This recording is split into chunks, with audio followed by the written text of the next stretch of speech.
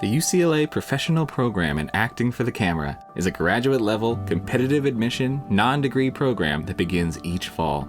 Participants gain knowledge from successful industry professionals and receive a world-class acting education in 3 quarters, consisting of scene study, acting for the camera, and career development workshops. An intimate classroom environment with a maximum of 16 students accepted each year, and a certificate of completion from the UCLA School of Theater, Film, and Television.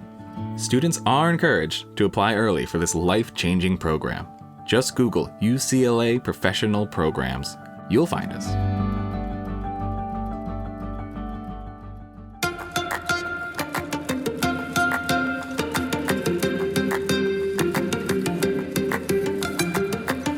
Welcome to In the Envelope, a podcast from Backstage, the one-stop shop for actors and creators both above and below the line. I am your host, Vinnie Mancuso, Backstage Senior Editor and Professional Entertainment Obsessive. I'll be your guide through every corner of the creative industry with the help of some of your favorite stars. Here you'll find intimate, in-depth talks with today's most award-worthy names in film, television, and theater. Along the way, we'll get advice on living your best creative life, relatable stories of the highest highs and lowest lows, and maybe, just maybe, a rare peek in the envelope.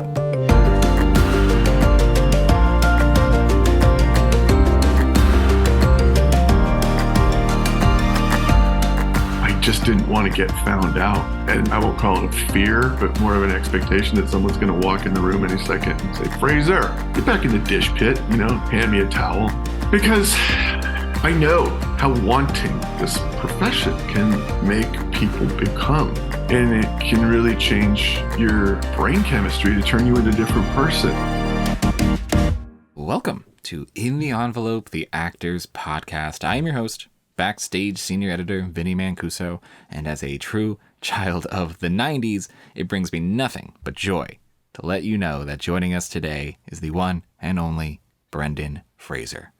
Now, a lot of you already know that to watch Brendan Fraser on screen throughout the 90s all the way up to today was to love him. From his first roles in Encino Man, School Ties, he was the new kid in town. He played the fish out of water with a heart of gold. Then you get to stuff like The Mummy, and he became pretty much the quintessential action hero who felt like your best friend. I would say at least half of the lovable lunkheads of the MCU owe Brendan a significant debt. And then the years went on, and it might have felt like he disappeared a bit. Brendan himself likes to tell people he was never that far away, and that's true. He was working steadily this whole time in great projects like DC's Doom Patrol and Soderbergh's No Sudden Move. But it was just this feeling that when an actor is that beloved, any retreat at all, and they will be missed. And he was missed. Until, of course, Darren Aronofsky's The Whale. Brendan's first major role in a while, which has also, you may have heard, garnered him his very first Oscar nomination. Best Actor in a Leading Role. Brendan plays Charlie, an English tutor living with severe obesity and binge eating, who attempts to find redemption over the last 5 days of his life. This chat today about the movie and about everything, it's very candid. It covers everything.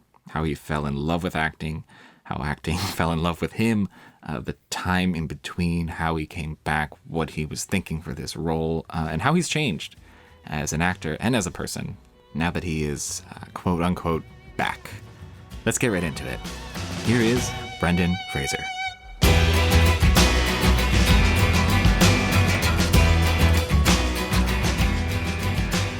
I'm so excited to have you here. Appreciate you saying that. Thank you. Of course. I was trying to do as much research as I could for this, look up old interviews, look up everything. And I right before this, stumbled across brendanfraser.com. I'm not sure the last time you've seen this site. I believe it was updated in 2001. That was the last time it was updated. But there's a ton of really great photography on there. Your photography. I was an amateur enthusiast in those days, and then everything went digital. Clearly, I haven't updated it. Yeah, I was gonna say, but there's these really great shots. There's a lot of shots from behind the scenes of The Mummy. There's shots of your camel, Barney, stuff like that. And I'm curious, are you sort of documenting this time in your life that similar way, or is that sort of something that fell by the wayside? I'm always iPhoneographying like the best of us, along with the rest of us. Also, no, I'm taking a lot of screenshots of Okay, that's what I interesting. read with a highlight, sort of maybe some. I think of them as my pinch me pages. Like I'm reading things like I just know it. This is not about me. Oh my Yeah, goodness! Like I need a bit of prove it action here, and then it joins a file, and then like the rest of the internet just swallows it up into the ether or something. absolutely. I feel like I do that all the time too. I'll take a screenshot and be like, "Wow, I'll look at this later when I'm in a better space," and then that's just on my phone now. It's just it'll Like the never be rest of looked us at. is languishing on a hard drive somewhere. Absolutely. But yeah, so I'm like, I'm looking through these photos and I'm thinking about how we recently had, or not recently, a couple months ago, we had the actor Coleman Domingo on this podcast, and he was talking about how he originally wanted to be a photojournalist, and he was just talking about how that overlap between the desire to be an actor, the desire to be a photographer. I think he said, I think he put it, he said he thinks of himself as an archivist. He studies people, stuff like that. So I'm just curious, have you ever thought about that overlap between, your desire to take photos of things, your desire to be an actor, your desire to sort of capture the truth of things? I admire photographers who were excellent with candid photography, street photography, wartime photographers who got close to their subjects. If it wasn't good enough, they got closer. It wasn't about what kind of gear you were using. It was living in the moment and capturing it and selecting when that sliver of a second would be. I always admired that intuitive knowledge that all the best photographers have about how to read light. And I can kind of spot a really good cinematographer from across a football field. It's normally the cinematographer whose tongue is like sticking out of the corner of their mouth like this, and they're squinting out of one eye, and they're just looking at clouds. It's about reading, as they say, the environment, reading the room. Even if the room's outside, is the outside. I was never that photographer. I was always too shy to walk up to people, and they would recognize me. I would never get the moment of the dog smoking a cigar, sitting at a typewriter that I dreamed of. Absolutely. Something interesting goes on in the periphery. And a lot of my pictures are either stationary items or sort of taken from afar or shot from just out of from the periphery of my purview, my vision of whatever I was seeing wherever I've been going. In those days, I did have a real craving for, I guess, the authenticity that comes with instant photography, namely the Polaroids, the old Polaroids, as found now, the sort of peel apart series of film, pack film that's hard to find. It's very expensive. I felt I needed to take advantage of the access I had to the interesting places, the well-lit environments, and the unique people that I'd be meeting. So I think that's why I picked up a camera. And then I had kids and life changed, and you put this down and everybody has like a garage full of used skis, etc.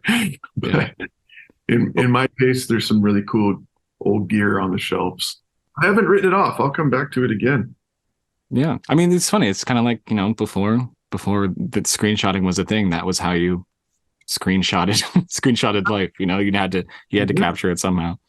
Either that or a sketchbook. Exactly. And that takes time.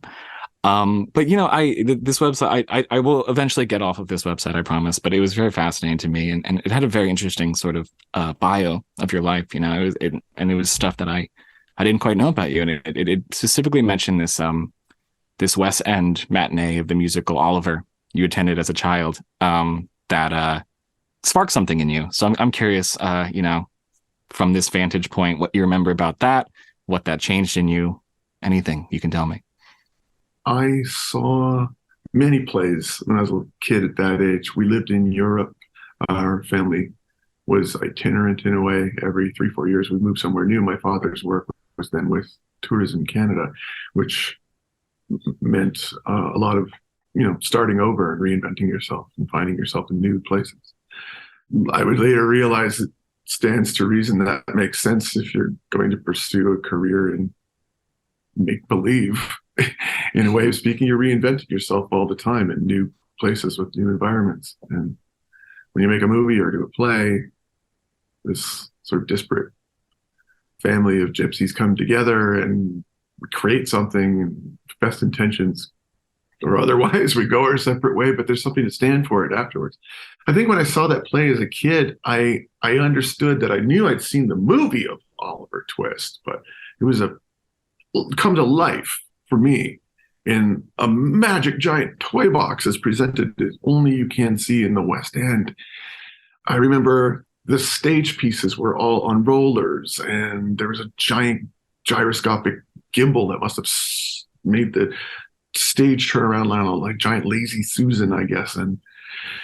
And I liked the conformity of knowing everyone knew what they were doing all the time. And I loved that when the Artful Dodger was pickpocketing in the open square, that he upturned an entire cart of oranges that were actually tennis balls, and thinking it was very funny at how they bounced around on the stage like oranges never would. But I was also concerned they might fall off. I guess I bought into both the reality and the artifice at the same time, hook, line, and sinker. And I thought, that's how I want to tell the stories that I read as a kid. I don't know how I'm going to go about doing that. I didn't even know it was a real job necessarily, but it was meaningful to me. And I know that it gave me a strong sense of belonging later on when I was a young man in a high school that I did not make the grade academically to stay in, but I guess they let me slide by because I was in a little theater company. But that ended abruptly when my father's work changed, and there was no, I guess, bursary or benefit for his children to go to a fancy school anymore, the one that I did. And in those days, in particular in Ontario, in Canada, very often students would go to grade 13. So it was really kind of an unknown, sort of a gap year that the seniors would play out and get extra credit before they went on to university, or it was just too long. And I wanted to come back from my grade 13, but they were phasing that system out, and we didn't have basically we didn't have the money to send me back. And they were like, hey, no tuition, no enrollment. And I thought, now what?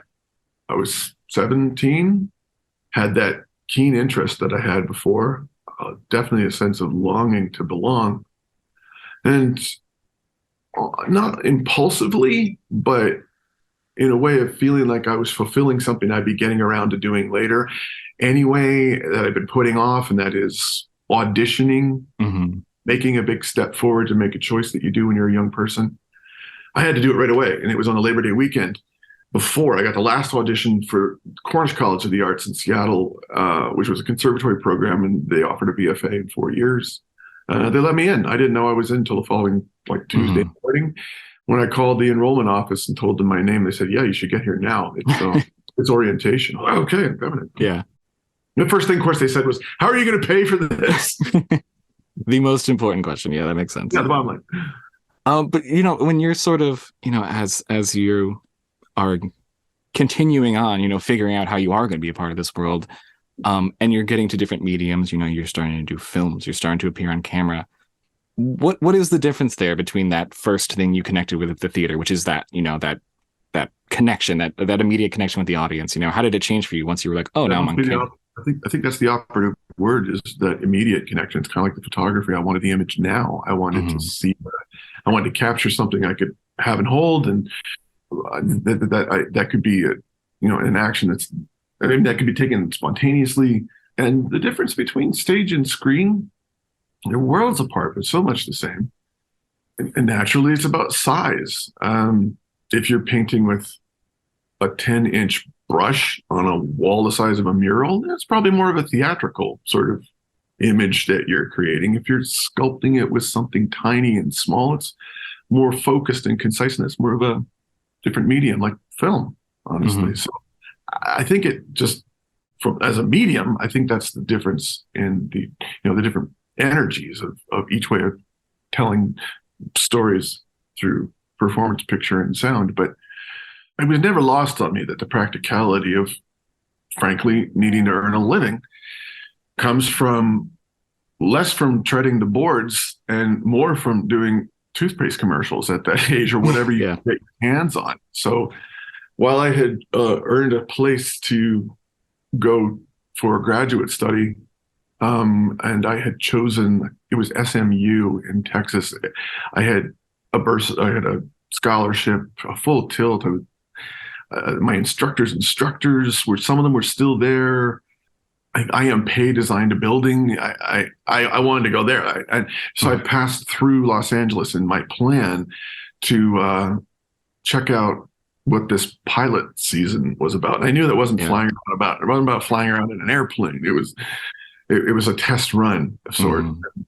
I guess I planted my flag. I stayed. I figured it better to learn on the job. And if you can make a little money along the way to pay off all of the student loans, why not? Absolutely. Needless to say, I didn't go to graduate study, and I did get a terse letter from them. And are you coming? Or? Yeah, you're coming or not? And actually, they had I met somebody who went that year through that. They were like, I was like the Ferris Bueller. My name stayed on the class list all the way through, and the computer glitched. So my attendance record was. They should have kept it there. It was like 0 to 0. I was like, yeah, they did. I did. No, he's not here. It's such a perfect origin story. You're driving across the country to Texas, you stop in Hollywood, and you just stay. Do you ever think about, the Brendan that kept driving, the alternate universe where you stayed? You're like, oh, I'll come back, and you keep going to Texas? I don't think I would have carried on to taking that path. I don't think I was supposed to. And I don't mean to get woo-woo, but I think I also kind of figured out time to do it is now, is better, is to seize this opportunity. And throw myself in the middle of the mix and get good and scared and lost and not know what I'm doing and tap dance my way through it and faking it till I make it along with everyone else that I noticed. And well, I guess it hasn't really changed in a lot of ways. I still see being here in Los Angeles where I am right now, which a city I haven't lived in over 15 years, something like that.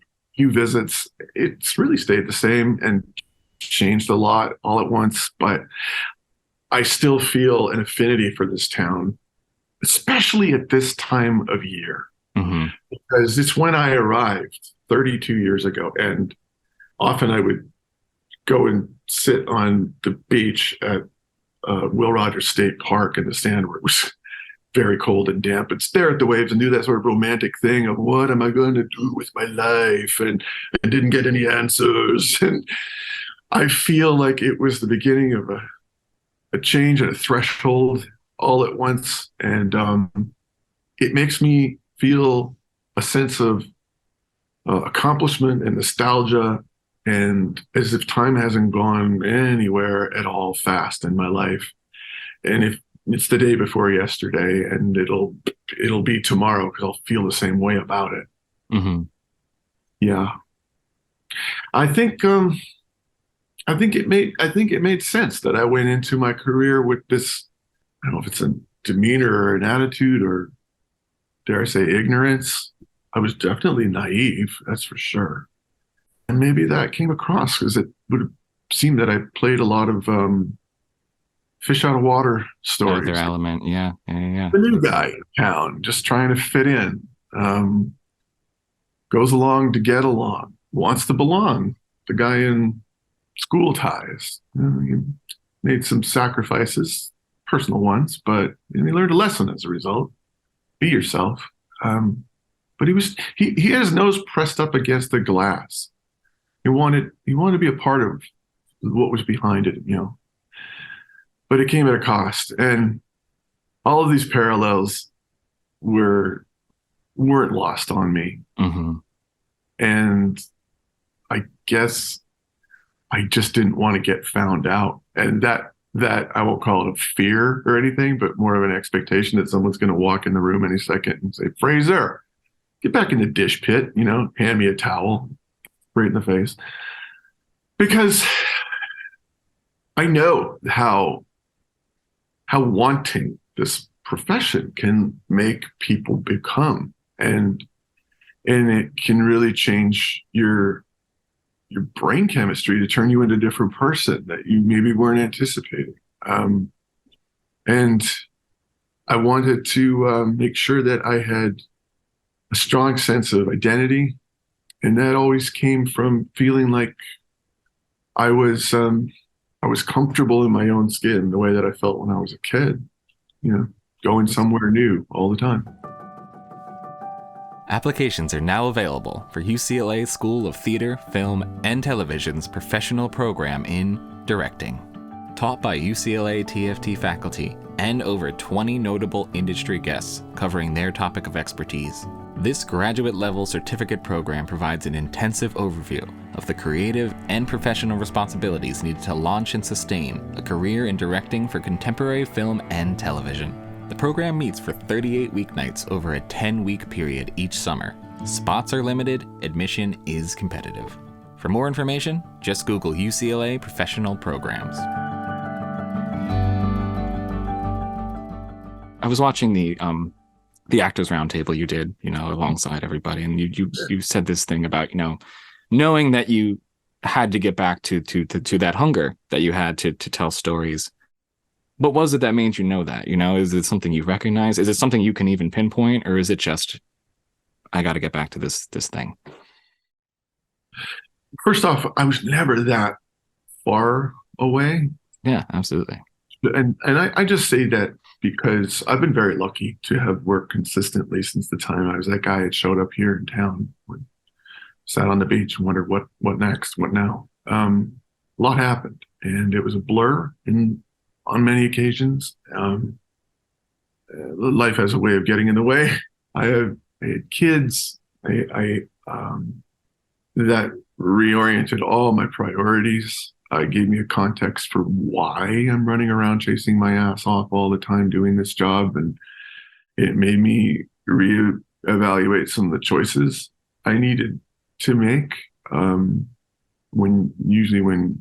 If I've noticed, if you start having kids in your life and you're an actor, you start making films that are more friendly towards them in a way. And I was doing that, and I wasn't feeling as fulfilled. And the business changed a lot too around 2007, 2009. Yeah. Everything kind of went from, sort of a fusion of analog and tech, high tech, to just straight up digital, everything. Mm-hmm. And I know that because I was at the tip of the spear for the 3D movement with Journey to the Center of the Earth, which was known by James Cameron as his beta, where he tested the gear that we had to shoot it with before he took it off to New Zealand and did his epics about indigenous people portrayed as giant blue cat monkey people. And then everything was digital from that point forward, and a new generation came of age in the industry.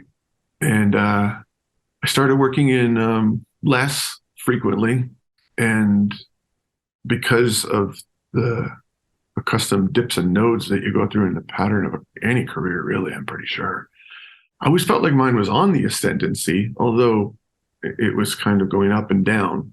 But if you pull back to more of a fisheye point of view, you can see the chart constantly escalating. So I gave myself a break and worked in the new medium of streaming a little bit, and made films that weren't mass consumable, easily digested, cultural pop films. I had to do that as a career choice because in the 90s, you could make movies that were called independent movies. They sort of are now, but you have to ask yourself what they're independent from. Independent of distribution or independent of a studio breathing down the necks of the filmmakers. Those are considerations. But at the end of the day, you need to get your work in front of people. Mm-hmm. And reconciling that it's on a device like a tablet or your phone, even after you've been shooting an epic, is going to get relegated to somebody looking at a 3x5 on a subway. On this Zoom window right here. You have to square it away, Yeah. I mean, and just accept that that's the new normal.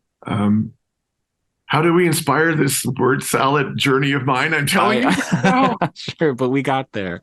It's just about the way movies are made these days. Yeah. And it kind of goes back. It reminds me both of something you said in this roundtable and something you said earlier in this conversation about that tactile nature of creating things. And you said something about how the way films are made now kind of lost a wow factor. How did that go back to missing that just tactile way of connection and what's in front of you, the tennis balls bouncing? Now, I think the movement now is more towards authenticity. I mean, the thoughtful drama, small film at this time in the industry is really kind of a product of, honestly, I think of COVID, for the fact that we needed protocols in place to keep one another safe, and the type of work that you do is restricted. The Whale is in a 2-bedroom apartment in northern Idaho. We built a 1-to-1 set in Newburgh, New York. We rehearsed it on stage that had a taped out floor like you would do with a theatrical production. Darren Aronofsky declared us a theater company. We had to observe the rules of physics and not walk across the tape as if you would do to go through a wall, but go through the front pick and leave that way, even if we're going to pick up a cup of coffee or something. It's where we made our mistakes and made our discoveries and bonded as a cast and learned, all those things you're supposed to be doing anyway. When you work in this presentational medium that is film or however it's showing up on whatever screen. I think because you couldn't make the films that were so broad and mass appealing for what was possible, that the more thoughtful cerebral work is what we're seeing now, and the trend is of course going the other way. Bigger movies are back, Top Gun, Avatar, all of that, and that's important because we need to get asses back in seats of cinemas. Close, they won't wait. And so everybody in the industry right now really has to get on that ascendancy scale and push that boulder uphill to get back to a place where we have the variety in what's become known as content, and that we have the ability already to tell any kind of story you want. And that's where I think maybe we've become a bit complacent, and that the need to go towards work that's more authentic is more evident now, because I think audiences are identifying with things that don't have all the bells and whistles and fireworks on it. They just want to know that they can connect to something that they feel they're a part of too. And with The Whale, a guy like Charlie, it's safe to say everybody knows a Charlie. If they don't inhabit a Charlie, an aspect of him themselves, or Charlene, I knew it was a story I wanted to tell, because I felt like he's an amalgamation of all my favorite people in my life, mentors, friends, teachers, everyone. I also felt like he's a fictional character, and one person, not the world, one person. It's his story, one person's story. His search for salvation, along with 4 other characters also, in this hard-won hope story. I wanted to wear a transformational makeup, which is essentially theatrical, but at the same time, highly technical. Adrian Moreau created this. Adrian Moreau, clearly a very talented makeup artist. Just as a sidebar here, there's a little movie called Megan that's out right now. There you go. Pretty well. That's his creation also. He did that right after. I don't think I knew that. That's wonderful. And to him, that's a mask, that's a puppet, that's an animatronic, it's an actress wearing something that he created part of the time. But it just goes to show that anything is infinitely possible. And knowing that, interestingly, because it was a time of COVID, we couldn't get me, his actor, in a room and pour the goop on your face to make the mold, to build the appliances after compounding. It all had to be done virtually. And he's pioneered technology that's here to stay in 3D printing, so that there is an exacting domain that he can hold over texture of Mhm. wrinkles of skin, placement of pores, anomalies of coloration in flesh, all of that, and have Charlie's character body be created virtually from head to toe. Every micro hand punched hair was all thought out, created in duplicate with exacting consistency, because the story takes place in only 5 days. Mhm. And his health depreciates over those 5 days too. So there's a certain amount of value to shooting chronologically in the 30 whatever days we had to do this movie. Beyond all these elements of filmmaking and wizardry that I just love the craft. I just love it. Likely because of the theatrical roots that I came from, Mhm. to create from what you have around, found objects from what you have around you. The analog and the digital come together in a way in the film The Whale for me that I did not anticipate.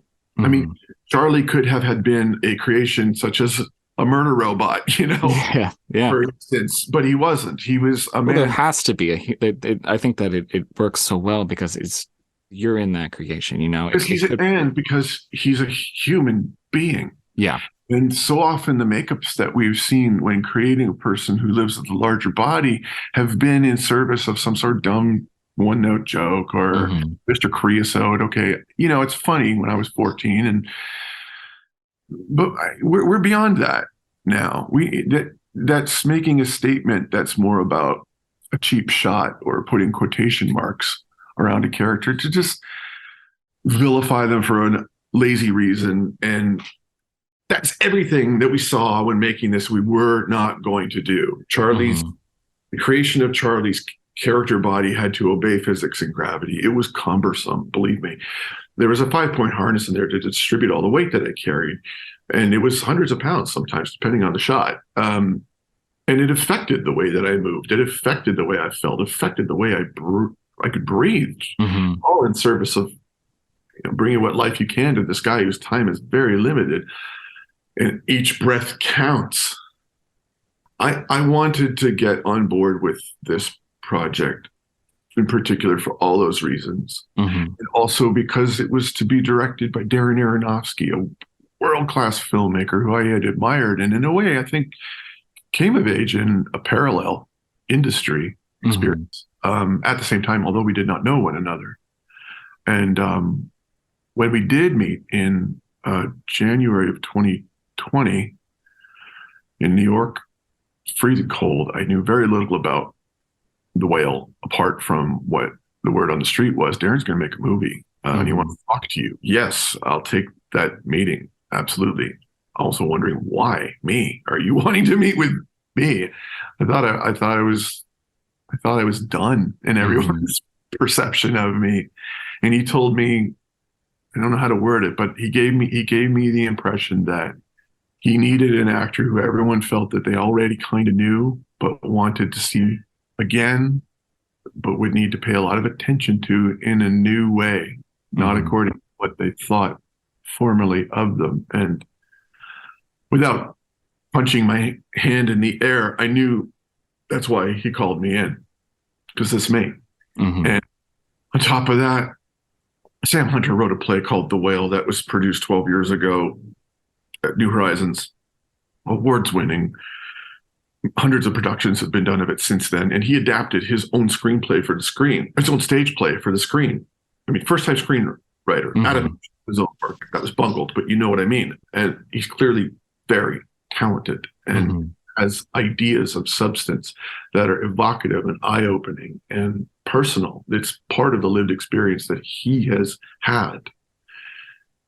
And again, it was a theatrical construct. It all really goes back to that. That's just sort of, that's the heart of it, really. Agreed. We needed to audition for the piece itself. I didn't know I had the job. Sadie Sink was at a staged reading that we gave with music stands in the East Village at St. Mark's Theater that Darren rented for the day, so we could, read the words aloud, see if it works as a screenplay. I don't know. Everyone was. It's a test run of sorts for everyone. And when the reading was over, and Sadie was amazing, and I got in the car and drove away. I thought, well, I've had some pretty close calls with great material that never came to fruition lots of times before. So I'll just put it out of my mind and Would have been nice. chalk it up to a good experience. Yeah. Um, but before I could get as sentimental as that, it was suddenly March of 2020. Yeah, the world changed what, like 3 weeks later, 3 weeks after I'll that. put our sweatpants on and Yeah. fill in the blank. But the project went on ice for a couple of months to figure out how this can be done. And it could be done. I knew because I went on to work on an ensemble piece called No Sudden Move. Steven Soderbergh directed in Detroit. And the pre-vaccines that November, looking for a place to bring my ballot to put in a drop box in Detroit when there was protesting in the streets. Yeah. It was a volatile time for all manner of reasons, but I still didn't know if I had the whale to look forward to or not when I got a text from Darren giving me several articles and a link to watch some documentary and reality television footage, basically research materials. And he still hadn't told me if or not I had the job. And I had to put my hat in my hand and ask him. He's like, "Yeah, you're hired. Thank you for all of this, but do I have a job?" Yeah, exactly. Yeah, and I learned that's typical for Darren because he starts the conversations in the middle anyway, which you get to know him. And I'll admit to some, well, no small measure of creative intimidation when I first met him. Even the material that I've seen of his work, I hadn't seen all of it at that time. But what I had seen, I was gobsmacked by, I was challenged by, I was not given any easy answer to the thorny question posed to the human condition. And it's everything that I want when I go to the cinema or hope for.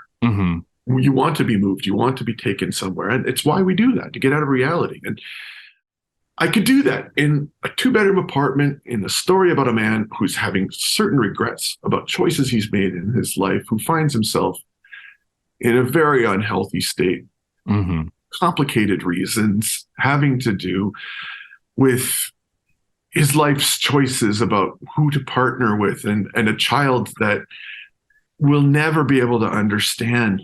And there are no easy ways to feel about the character, and I think that's one of the most affecting parts of this movie. I think of the big line, that it's just such a pure moment of do you ever get the feeling that people are incapable of not caring?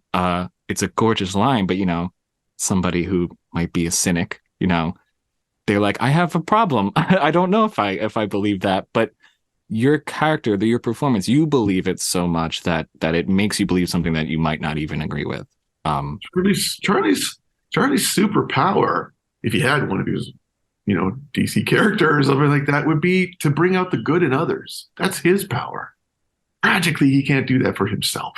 But it explains why he's such a good educator, why he cares deeply for the future of young people and his students. He's a mentor and a linguist and a hell of a funny guy, maybe in days earlier than when we're meeting him on screen. Relentlessly positive, annoyingly to those around him often, and someone who has to see the good in the world. Otherwise, he will collapse in on himself for how the world perceives him as he presents, on top of all the complicated life choices that he has made, because of the bias we as a society hold against those of us who live with the challenge of being in a body that's larger or obese to the point where it's very unhealthy for them. This film embraces all of those contradictions. It shows us that, while we may feel we know Charlie or a Charlie in our life, it might not be the positive one you see. It's also a dark one. He's made some complicated turns to bring him to where he is. He's surrounded by his best friend and caregiver, played by Hong Chow, called Liz, who's a healthcare worker, who is the last contact to Charlie's former partner, who's also her late brother. They're both at a loss, and they both need one another deeply. And Charlie needs her in a way that compromises her and puts her in an awkward position, to say the least, where she becomes an enabler of his. If his consumption were anywhere else on the greatest hits of vice, sex, drugs, gambling, name it, he's victim to those in that infinitely human way that everyone is who lives with those challenges. He has the same dopamine receptors in his body and mind as people do at the craps table, or people that have issues with drugs and consumption or substance abuse. I think they are to be pitied. I think that they are to be given help. I think that they are to be understood and embraced for that, for who they are as people, before we vilify them. That's a personal view. And you mentioned this. You mentioned the cynics earlier. I've heard many of them from many of them in the response that has come from this film, which is taking on a theatrical, cinematic experience that's, I'm going to just say it, it's becoming almost a catharsis. And we have the ritual of seeing a performance together as a group. It's so good to be back in the movies again, sitting in the dark with strangers, seeing something for the first time that you want to be engrossed by and surprised by. Because I guarantee you that the audience who come to see The Whale already have a preconceived notion about it for a couple of reasons. One, they heard it's about a guy who lives with obesity, and maybe they're like, ooh, ick, I don't want to know about that. And then once they've taken that invitation without a furrowed brow, taking a seat in that theater, after 5 minutes they see he's just a man. He's someone I know. I don't see the seams and the dotted lines around what I would come to expect would be a fully digital creation, because anything is possible in the world we live in now, insofar as what images we create and consume. But rather, it's more of an analog one. It's really an actor who's truly encumbered by a costume, just playing objectives and doing your best to use tactics to get around the obstacles, along with 3-4 other actors and actresses engrossed in this journey of salvation. You mentioned, and I know that we have to wrap up kind of soon, but I do have just 1 or 2 more questions. And you mentioned that catharsis. Personally, do you remember the last moment you filmed as Charlie, and what that was like for you? Yeah, I do. It was, like I said, we filmed pretty chronologically. The last shot that we needed to get was really a pickup. It's when Charlie he's at home base on his sofa, and I was reading the responses from the students who he teaches online. He keeps the camera off to preserve their response and, in a way, his own shame for how the world sees him. And he had been imploring them to write something honest instead of paraphrasing Wikipedia. And they gave him responses. And one of the lines that made it to the movie came from a student that Sam, our writer, had when he was an expository writing teacher at Rutgers. And I'm a Rutgers alum. I know all about expository writing. I know I did. Well, he's your man. He said, someone wrote that I just have to accept that my life isn't going to be that interesting. I mean, come on. Yeah. How do you lay yourself more open than that, coming from what would be what a 20-year-old? That's what Charlie wants. That was the scene that was last that we shot. Prior to that, it would have been the last breathless 5 minutes of the movie over 2 days, which was my personal Mount Kilimanjaro to summit in getting to there. Because the whole movie hinges on if or not Charlie can have redemption in the eyes of his daughter for making his apologia to her. And once he does, it commands her to effectively break the spell by reading her copy of the essay that he's recycled and shown to herself when she was a little kid, and its honesty and its truth about Moby Dick, about a whale. And it's the best essay he has ever read for that reason, that it's so brilliantly honest. And that on top of it, because he loves his daughter so much, and she's so wounded and hurt, and her sadness has manifested itself in a brand of rage that Sadie Sink should trademark or something. She has an ability. I know we're running out of time, but real quick, people, this kid's the real, genuine article. I was watching her win the game ball every day that I worked, going up on my lines, even getting lost in the emeralds that are her many faceted eyes. And she has a talent that presages her experience. I don't know where it's coming from, but I just got to say, young people are getting really, really really good at acting. I've noticed. I'm so impressed. Yeah. I know. God, there's so much I want to talk about this movie, and I know that we're wrapping up. So I do want to just sort of kind of somehow tie all this up with a bow. You know, you think back to what I asked you about, you know, that moment of seeing Oliver, and you mentioned, you know, I want to be a part of this, no idea how it's going to happen, but you know, you're picturing it in your head. When you look back on the journey that did happen, how did it match up with the possibility?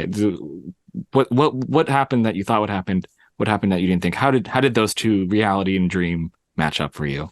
I never imagined putting myself in a position as a goal to be in films that are awarded, put on pedestals, let's say. It would be nice. It'd be interesting to find out, but it's really very new to me. So I'm kind of the new guy here. And that's fine and well, but I'm not a babe in the woods anymore. And it's time to take ownership of the path that I started off all of those years ago in the West End, and be at home in my own skin again and stay as vulnerable as I can in the work that I've done, because there's been a standard set in my mind, which is to be honest, just like Charlie asks. Absolutely. Brendan, thank you so much for being here. This was an absolute honor, an absolute pleasure. And you know, I know that you're not sure what's going to happen next, but I can't wait because it does feel like, you know, you weren't gone, but now you're just beginning again. And it's a beautiful thing to see. Thank you so much. Thank you.